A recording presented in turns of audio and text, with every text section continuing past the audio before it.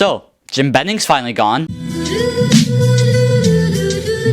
Over the last 8 years, Jim Benning's tenure as a general manager of the Canucks has pretty much been... I don't know what I'm doing! Ah! Shit! Fuck me! Shit! What the fuck?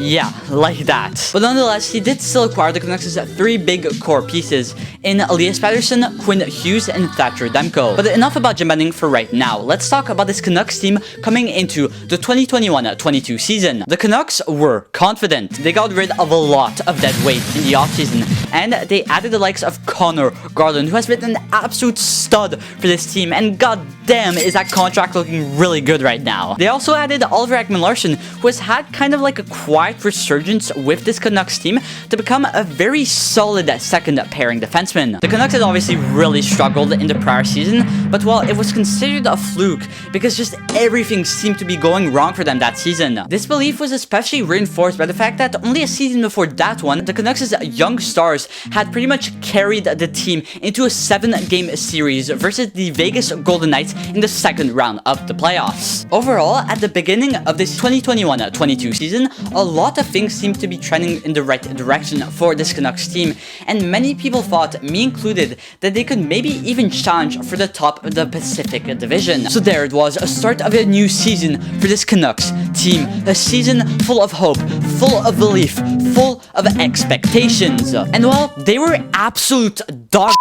In the first 20 games, they were on a 60-point pace. The PK just kind of shut down to become the worst in NHL history. Other than Nemko, everything was going wrong for this Canucks team. In big part because Canucks stars like Brock Besser and Elias Pettersson just weren't producing. And well, this made the entire Canucks organization turn on each other. Jim Benning was throwing the coach Travis Green under the bus, Travis Green was complaining about the roster, and Francesco Aquilini, the owner, as usual, was doing absolutely nothing about it. But then on Saturday, December 4th, the Canucks played their home game versus the Pittsburgh Penguins. And as the fire-banning chants were being chanted and jerseys were being thrown on the ice, the Canucks lost 4-1. And just like every previous Canucks loss, we went to bed expecting the same old the next morning. Good night, girl. I'll see you tomorrow.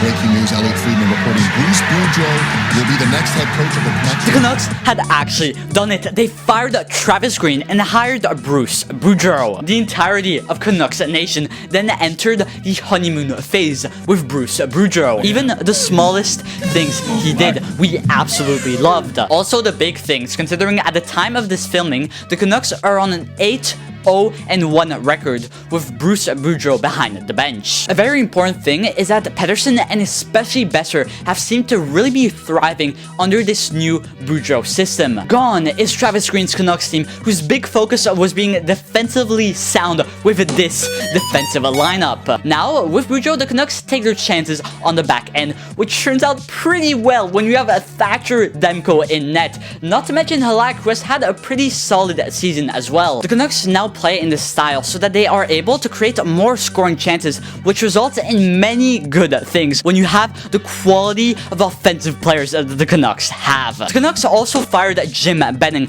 finally releasing themselves of his 8-year reign of terror. The Canucks then opted to hire Jim Rutherford as a president of the hockey operations. He has won 3 Stanley Cups in his career as a general manager, 2 straight in Pittsburgh in 2016 and in 2017, and once in 2006 with the Carolina Hurricanes. With Rutherford winning cups in 2 separate decades and the fact that he's 72 years old, he has more of an old school approach to the game, which is why it's extremely important for the Canucks to follow up this hire with a new school GM whose focus is more on data and analytics. The right mix of old and new is going to be crucial for this Canucks management to be successful. And following the coaching and management changes, the Canucks have gone on an 8-0-1 record at the time of this recording, which is an incredible feat for any team, especially the Canucks, considering how horrible things were going just a few weeks ago. And with this streak, a new sense of hope has been installed into the Canucks, making it to the playoffs. Even with this incredible streak,